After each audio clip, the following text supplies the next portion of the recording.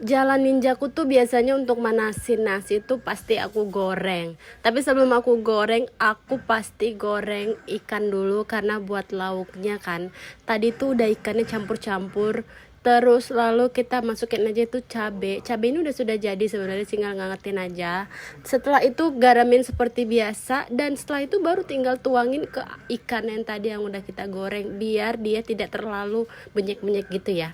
Nah, disinilah poin utamanya nasi gorengnya. Kita panasin aja dengan bekas-bekas penggorengan yang tadi, bekas nyambel ikan tadi. Jangan lupa digaramin besti biar cocok dengan lidah Indonesia Raya Merdeka. Nah, nasinya udah, lauknya udah, nggak abdol kalau nggak ada sayur, betul. Nah, ini sudah ada sayurnya. Kita tumis seperti biasa aja, nggak usah lama-lama banget. Paling lama dia 5 menit sudah ya. Garamin aja pakai air, sudah jadi mateng. Nah, aku mau lanjut makan dulu gitu saja. Thank you, bye bye.